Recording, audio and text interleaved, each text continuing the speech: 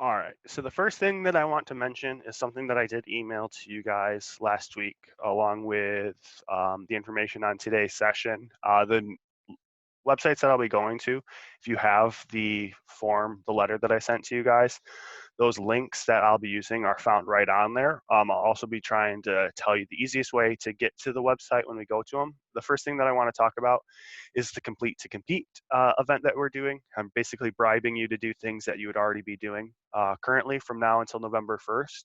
If you send me an email with proof of completion of a college application, your name will get entered into a drawing.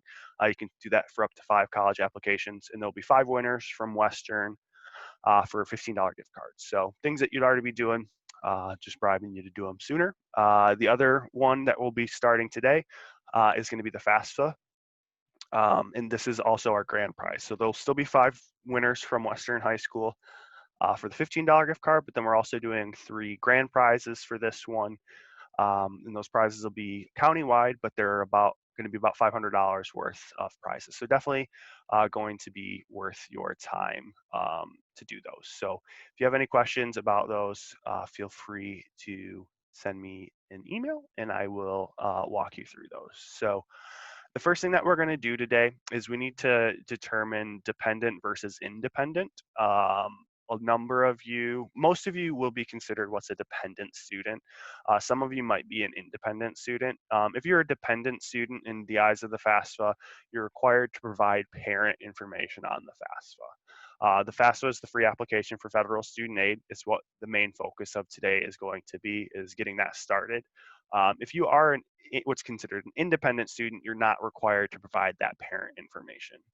An independent student, the easiest ways to classify whether or not you are independent or dependent, if you are married, if you have a child, if you're over the age of 24, or if you're in the military, you're automatically an independent student if you meet one of those criteria. The other criteria is a little bit more complicated and can be dependent on your situation. It's a homelessness verification, and homelessness doesn't necessarily mean you're living out of your car. It could look different for a lot of different people. So if you live with somebody who has guardianship of you and they are not your birth parents, you would in the eyes of the FAFSA be able to submit this as an independent student. If your parents passed away after your age of 13, you could submit this as an independent. And then the other one is what's called McKinney-Vento. This one is a little bit more difficult to do because it is something that your school needs to be aware of, and the school needs to classify you as McKinney-Vento. That's can look different a lot. It can look different for a lot of different students. One example that I worked with a student last year on is they lived with mom, but they lived with mom's boyfriend, and the boyfriend was the homeowner. In that situation, you can be considered McKinney-Vento, and you would not be required to provide any parent information on the FAFSA. So, if you have questions about that, definitely reach out to me. When we're doing the FAFSA today, there's 3 main sources of aid that we're going to be applying for. The first one that most people associate with the FAFSA is the Pell Grant. It's free money. It's a completely need-based award, though. So what will happen is when you do the FAFSA is they'll calculate what's called an estimated family contribution. It's the amount of money they assume you and your family are able to pay towards college. If your estimated family contribution is above a certain threshold, you're not Pell eligible. If you're below that threshold, let's say it's $6,500, it's usually right around there. Let's say your EFC is 4,000, your Pell Grant will come in and cover the gap between that. So if your EFC is about 4,000 and the Pell Grant threshold is 6,500, you'll receive about $2,500 in Pell Grant funding to cover what that gap is. The second most common thing that people associate with the FAFSA is going to be the federal loans, your subsidized loan and unsubsidized loan. The subsidized loan is it's associated with a need-based form. So if you're eligible for the Pell Grant, you'll also be eligible for the subsidized loan. The cool thing about the subsidized loan is the government actually pays your interest on that loan while you are in college, while you're enrolled at least half time in school. So if you qualify for that and you're going to take out that loan, you're not going to have any interest billed on that while you're still enrolled. The unsubsidized loan is not need-based, and everyone that is, as high school students, you'll qualify for the unsubsidized loan. It's just like any other loan. As soon as you take it out, the interest starts building on that one right away. If you don't qualify, excuse me, if you qualify for the subsidized loan, you will also qualify for the unsubsidized loan, but the amount that you will qualify for is the exact same amount in loans that somebody who does not qualify. So if you qualify for the subsidized loan and unsubsidized loan, there's a max that you can get to. I think it's about $7,500 for your freshman year. If you don't qualify for the subsidized loan, you'll receive that same amount in unsubsidized loans. So it's the same amount, it's just the interest. And then the third thing, it's one question on the FAFSA, and I'm going to have you all select yes on it. It's, do you want to be considered for work study? It's the only question on the FAFSA, and if you say no or don't know, you won't receive it. It is also need-based, but it can, if you say no, you're not going to receive it. So I want you guys to all put yes for that question when we get to it. And I'll definitely re-mention it when we do get there. So the first thing that I want you guys to do is we're going to go ahead and start by creating your FSA ID. Your FSA ID acts as your signature for the FAFSA, as well as your actual username or password to log into the FAFSA. So if you go to fsaid.ed.gov, you don't need this NPass stuff at the beginning. If you just do fsaid.ed.gov, it will take you to this website here. Let me pull up my PowerPoint so I can walk you guys through this. So when you're creating this, I am going to go a little bit quicker than I would in an actual presentation. You should be able to pause this video. So if you need to pause because you feel like I'm going too fast, definitely do that. For the username can be whatever you want it to be. I have a lot of students that'll just do first name, last name. If you have a username that you use for anything, you can go ahead and use that here.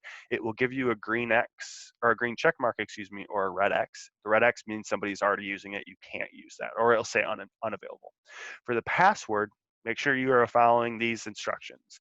It cannot have your name, your birthday, or your social security number in it. That's just the password. Your username can be whatever you want it to be. The password cannot contain your name, your date of birth, your social security number. For some reason, on the FSA ID creation, if your password has one of those things in it, it will allow you to click continue. So you'll be like, sweet, I got away with it. But after this next page here, it will then give you an error message and say, your password is not valid. So making sure that you use your name, that you don't use your name, your birth date, or your social security number in your password, or you'll get an error message on this next page. This next page is just putting personal information in, first name, middle initial, last name, birth date. For the social security number, I want to make sure you click show text. So that way you are confirming that you're putting in the proper social security number. It can be a very big hassle if it allows you to create this without your social security number. So make sure you are putting that in correctly. The contact information for the email address, I want you to use your personal email, not your school email. We want you to use your personal email because this is something that you're going to be using until you graduate from college. So if you need to reset your password and you use your school email, you won't have access to that after this summer. So making sure that you use a personal email. For the mobile phone number, if you are in a place that you are going to receive text messages, if you have service, put your mobile phone number in here, confirm your mobile phone number, and then you'll make sure you keep that. I would like my phone to receive a one-time secure code.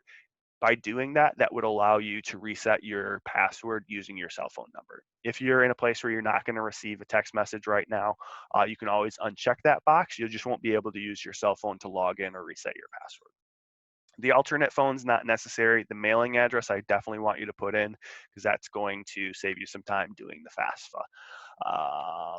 Then when you get to the challenge questions, you can do this in a couple of ways, but there is a way to do it that's going to make your life a whole heck of a lot easier. And that's by picking the questions that the answer is not going to change. So there's one question on there that I think is, who's your favorite musical artist? It does say in high school, but that's something that could change. That's something that you could forget. Things like the name of your elementary school, who was or what was your high school mascot. Those questions, you're not as likely to forget, and it's not going to change. So just picking 4 where the questions, where the answer is not going to change is going to save you a lot of headache, or it's just going to make it a lot easier for you in the future if you have to reset your password. So again, just picking 4 of them that the answers aren't going to change, and then I always encourage you to click the show text button so that way you can make sure that you didn't mistype anything. The next page will just be a confirmation, double checking to make sure that everything is done correctly. You then have to click I certify that the above information is correct and I accept the terms and condition. And then if you entered your phone number and you had that box checked, you'll receive a text message with a code. You'll put that code in there to confirm that that cell phone is actually yours. And then you'll actually do the exact same thing with your email as well. So if you unchecked the phone, you'll only receive an email. If you kept that on there, you'll receive a text message and an email. And once you've confirmed both of those, you are all done and you will be able to log in to your FAFSA using either of those. So once you get your FSA ID done, the next thing that we're going to do is we're going to go over and begin on the FAFSA. The FAFSA, again, stands for the Free Application for Federal Student Aid. If you just do fafsa.gov in the in the bar, fafsa.gov, it will bring you to the studentaid.gov website. From here, you are going to be new to the FAFSA process, so you're going to click Start here. And then if you let me get to my other PowerPoint, so maybe.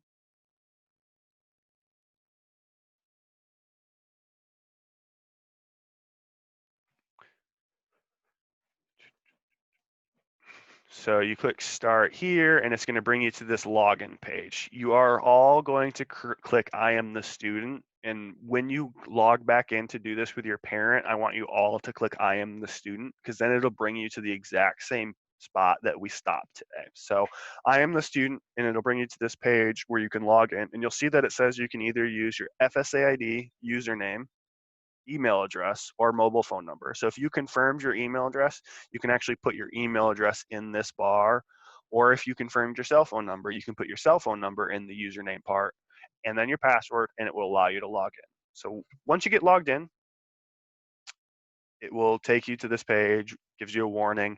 You're going to accept that, and then we all want to click Start your 2021-2022 FAFSA. Disregard this one because that's for this current year. We want to start the 2021-2022 FAFSA. For the save key, I want you to put your birth year in. You can put whatever you want, but if you call me in 3 months and can't log into your FAFSA because you don't remember your save key, if you put your birth year in, it'll just make all of our lives a lot easier. If you forget your save key, it's easy to reset. But if you just use your birth year, that'll make our lives easier. So the FSA ID is your signature, as I mentioned, and it's your login to the FAFSA as a whole. The save key is your password for this 2021-2022 FAFSA. The next page is some basic information, some questions that you might have. I'm here to help you, so if you have questions, rather than trying to find it on here, definitely reach out to me. We are going through this process assuming you are all dependent students. When I was talking about the independent stuff, you're like, okay, I'm an independent student. There is going to be a break-off point where it's going to look a little bit different for you. The things that you're going to need to input are going to be different. And I will try and mention where that break-off is, what it's going to look like for you versus what it will look like for the majority of our students who are going to be dependent. So the first part is just going to be confirming the information. It should have pulled right over from your FSA ID, so you should only have to add your middle initial. Confirming that the email address is correct, as well as the phone number, and then making sure that your address is correct as well. Then it'll ask you if you have lived in the state of Michigan for the last 5 years, then it will also ask you if you are a citizen. If you say, yes, I am a citizen, you'll get a message that says you are eligible to transfer your FAFSA information, so you don't have to worry about that. This next page, I want you to put, you can put different things in, but what I'm going to tell you to put in is going to make sure that you don't disqualify yourself. There are some answers that you could put in here that will make you not eligible for certain types of aids until you go back in and change your account. So for this, for safety, to make sure that you're not disqualifying yourself, put these answers in this way and you won't have any issues. So for the first one, you're going to put that you are going to have your highest level of completion as a high school diploma. And then what degree or certificate will you be working towards? You can either put first bachelor's degree or first associate's degree. Don't put anything else. It will cause problems if you do. And then for the next one, you'll say, no, you will not have completed your first bachelor's degree. And then I want you to all, for this next one, I want you, every single one of you, to put never attended college first year. Even if you have done dual enrollment, even if you are in the Jackson Early College, put never attended college first year. Having worked in financial aid in the past, if you try and say, oh, I have 36 credits, I'm a sophomore, that's going to cause, it can cause more problems than the benefits for it. So put never attended college first year. That way it doesn't cause issues on the financial aid office's side of things. So, and then this is the work study question that I mentioned. So are you interested in being considered for work study? I want you all to select yes. It's not a guarantee that you'll get it, but if you don't select yes, there's a 0 chance that you'll get it. So if you do receive that award, you can always turn it down in the future, but we want to all select yes at this time. Then it will ask you to specify your gender. If you are female, I believe it's just female, and then you're able to go to the next page. For males, it gives you a couple prompts. Are you registered for selective service? The selective service is the draft. As a male, you're required to register for it. So chances are you have not registered for it yet, so you'll select no. And then it will ask you if you want us to register. Do you want us to register you with the Selective Service Administration or system? And you're going to say yes. So that way, when you complete your FAFSA, you'll get registered for the selective service, which you're legally required to do anyway. So why not just do it now? The driver's license information is not required. So if you don't have it on you, don't feel the need to go get it. The state of Michigan, there's no benefit for adding this driver's license information. Some other states, their state aid is dependent on this information being put in. So if you don't have it on you, don't feel the need to put that in. But if you do, go for it.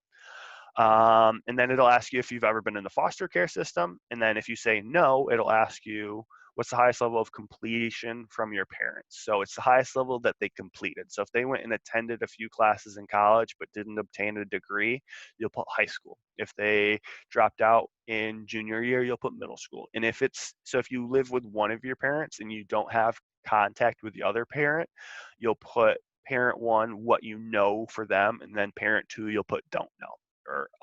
So if you don't know them, you'll want to put that parent as parent two, and that you don't know what their highest level of completion is. For the school selection, this is a very, very, very important thing that you follow the instructions that I'm going to give to you.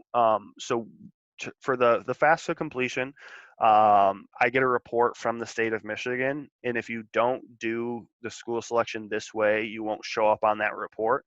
So your school, Western High School, will see that you haven't completed your FAFSA. Even if you have done it, you won't show up on that report, and that can cause some problems.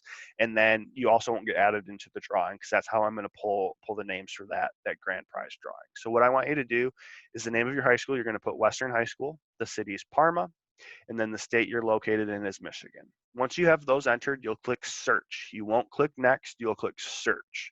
When you click search, it will then give you the list of all of the schools that meet that requirement of the information that you've given it, and then you'll click select. Once you've clicked select, then you'll click next, and then you will be added to the list of students from Western High School who have completed the FAFSA.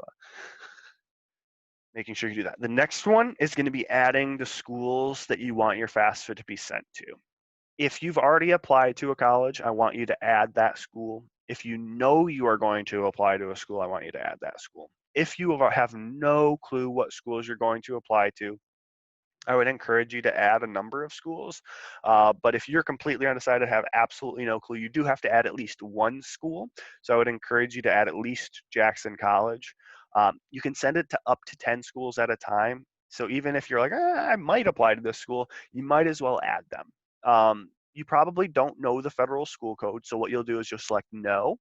And then the more information you put on here, the more filtered it's going to be. So this person, they said they are applying to a school in the state of Iowa, and they know the city is Iowa City. So based off of that information, the only school in Iowa City apparently is the University of Iowa. So the less information you put in here, the more is going to show up. So if you wanted to just put all of the schools in Michigan and nothing else, and you click search, it will then pull up every single school in the state of Michigan, and you'll be able to go through and check these boxes to add all of those schools. Once you've added all of the schools, let's say you add one school and then you want to go back and add another school. So this person, they're saying, I'm applying to the University of Iowa. I'm planning on living on campus. And then once you've done that, you'll click add more schools, and it'll bring you back to this page, and you can do it one at a time. Where if you know you're only going to apply to schools in Michigan and you're applying to 6 of them, it's probably going to be easier to do just the state of Michigan and then going through and checking all of the 6 schools. So that way, when you get to this page, you declare the housing for it. If it is a 4-year institution, I want you to put that you plan on living on campus, because a lot of schools are going to have institutional aid available for students who are planning on living on campus. And the only thing that they're going to look at is if you put on campus on your FAFSA. So if you don't put that there, you might miss out on some institutional aid opportunities. The next few questions are really just to determine whether or not you are a dependent or independent student. So I already went over these at the beginning, so I'm not going to spend too much time on them. Again, assuming that you are all dependent students for the sake of this presentation, so you'll put I am single.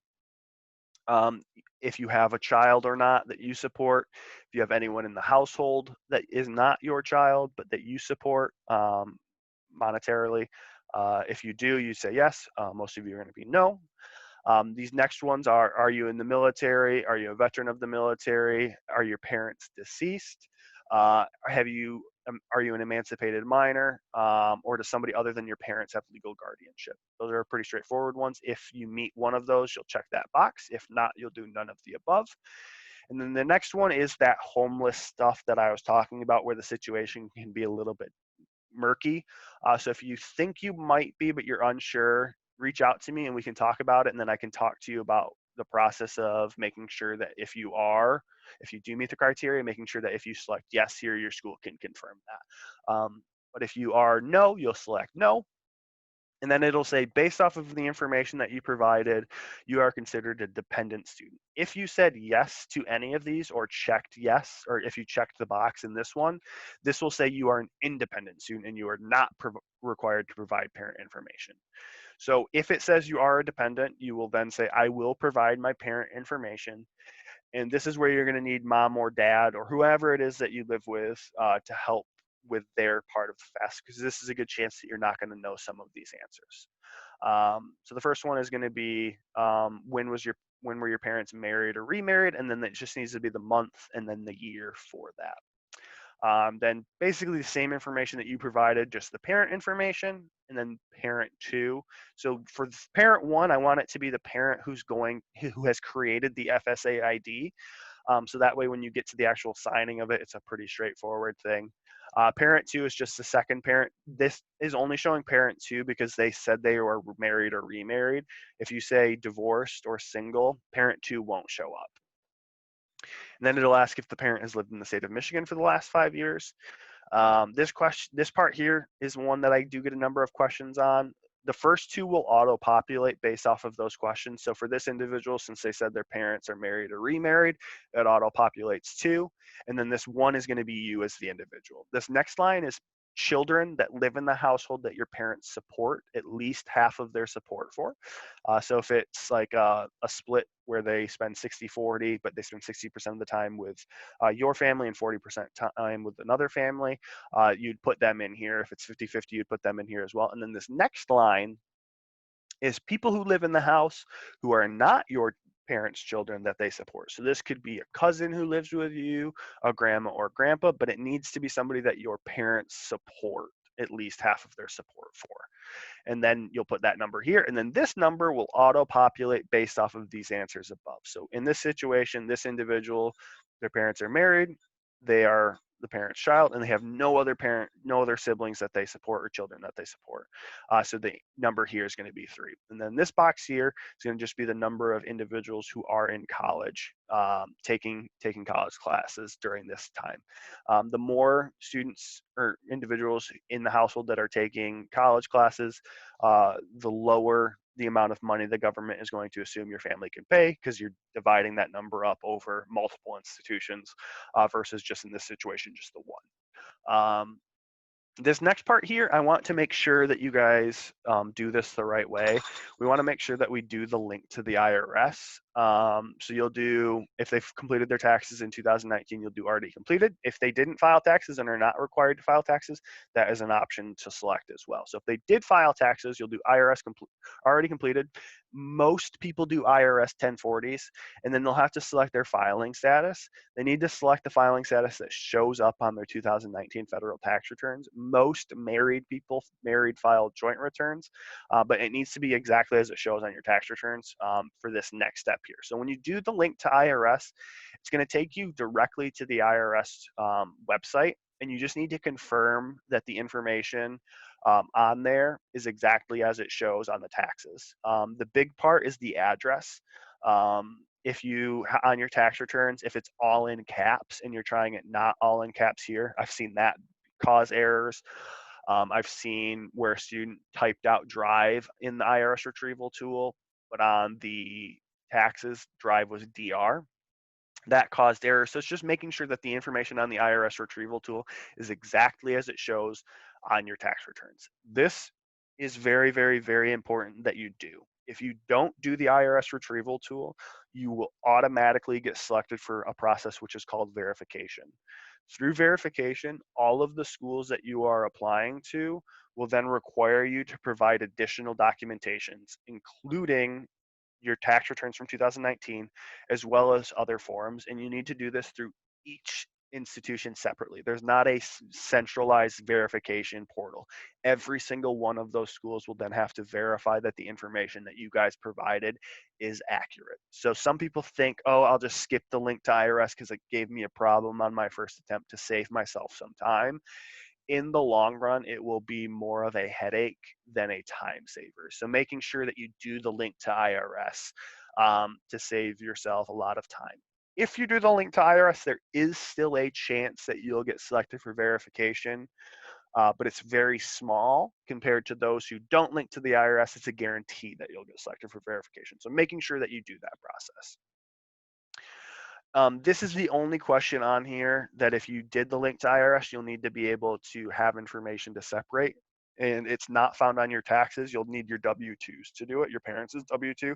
So again, this is a situation where they said their parents were married or remarried. If you said single, only one will show up. For the married or remarried, though, we need to be able to separate between how much parent one made and how much parent two made. And I don't believe this can be found on your federal taxes, and I don't believe it's on the Michigan taxes. So if you have your W-2s, that's going to be the easiest way to separate between the two. Then it'll ask you some questions about federal programs that you might receive benefits from. So you'll answer those if it does qualify. This will be right from the taxes. So if you did the IRS retrieval tool, so you don't have to worry about that. Then it'll start asking questions about specific sorts of pay that you received: combat pay, student college pay, and educational credit, untaxed portions of your IRA removed, IRA deductions, and then tax exempt income. For most people, these end up being zeros, but if they do qualify, you have to put the number in there rounded up to the closest dollar. And then it'll ask you questions about child support that you paid, if you have a cooperative education program, which most people won't, and then any taxable earnings or need-based employment programs, such as federal work study. So most people, those will also be zeros, but if you paid child support, you'll want to make sure that you put that in there. Then this next one is if you receive child support, if you receive housing or food living assistance, tax-deferred pension, if you've received veterans funds, or if you have any untaxed income, you'll provide those in these forms here. This next one, it's without a doubt the area that causes people to have the most number of questions, and it's questions about assets, because it can be very confusing. If your parents own a business if they own property other than your home or family farm, or if they have more than $3,500 in savings or cash on hand. I want you to say no, you don't want to skip these assets. If they don't meet any of those, you can skip this portion. Um, the reason they ask these questions are it's a kind of a secondary way to determine whether or not there's a need there. So I like to use Warren Buffett as an example. Let's say Warren Buffett has a child who's going through the college process, but he's been retired for 5 years. He doesn't have an income to report, but he is sitting on billions of dollars. So for this, he would say, I have $2 billion. That information would then, the federal government would look at that and say, okay, this individual doesn't have a need. Where if they didn't ask these questions about assets, they would just be looking at the income and say, oh, this person's parents haven't made money since 2015. They should have a need. So they'd receive some of that free money that's really designated for the students who actually can demonstrate needs. So in that situation, that individual wouldn't have a demonstrated need. For the properties, again, it does not include your family home. It does not include a family farm. It's really property outside of that. So if your family owns land in Florida, or if you own a house if you own a cabin in northern Michigan. And what they want here is they want the net worth of your property. So the value of the property minus what they owe on it would be that amount there. And then the business one is only if they employ more than 100 individuals. So if your mom or dad owns a business, but it's 7 or 8 people, you won't have to provide information on that. If you employ more than over 100 individual, they need to know again the net worth of that business. But it's only if you employ more than 100 individuals. Then you'll do the exact same stuff if you filed taxes in 2019. Most high school students haven't, but you'll do either already completed. If you already completed IRS 1040, almost certainly did it single, and then you'll again will do the link to the IRS, and it will answer these questions for you for the most part. It'll have the exact same questions. For high school students, these are almost always zero. The child support one could be different, but it's again if you paid or received child support, and then it requires you to answer the questions about assets. For the savings account, and I should have mentioned this earlier, it should just be generally what you have in there. So if you're doing this the day after you got a work bonus of $5,000, and that's not normally sitting in there, don't put that in there. Just put what you typically have in your savings account at any time. Again, if you own property as a student, you'd put that. And then if you own a business where you employ over 100 individuals. And then this one, you are not a preparer, so don't worry about it. It's a super rare thing. I'm not even a preparer, so you'll select no for that. And then you'll go to this part where it's confirming that the information that you put in is correct. And then you'll get to the part where you've provided the signature. So in this situation, you logged in as a student, so you'll click provide student signature, that you agree to the terms, and then you'll sign this FAFSA. For the parent part, you'll do parent provide signature, and then you'll select parent one, because we already mentioned that we're going to put parent one as the person who has the FSA ID. So you'll click sign as parent one, that they agree to the terms, and then they will log in using their FSA ID that they would have had to create separately. So whatever their username and password is, and then they will click sign the FAFSA. You will not do this part. You will not sign it, not electronically. You will do the sign the FAFSA. This here, don't do this. Sign this FAFSA, because the other way will also make it so you get selected for verification. Then once you've had it signed, you'll click submit my FAFSA now, and you will instantly get a confirmation page. I would encourage you to keep this confirmation page. You will also get one emailed to the email that you used on this account. So that's the FAFSA process. If you have questions, definitely feel free to reach out to me. If this is something that you're going to be working on at home, they say it could take anywhere from 45 minutes to an hour and a half. If it's something that you want to work on with me, we can definitely get it done in 45 minutes, and that does include creating the account. So the easiest way to get a hold of me is through my cell phone. That number is 517-262-0102. Or by email, it's tmiller, TMILLER at jacksoncac.org. So if you have questions, or if you just want to set up a time to work on this together, definitely reach out to me and we can do that.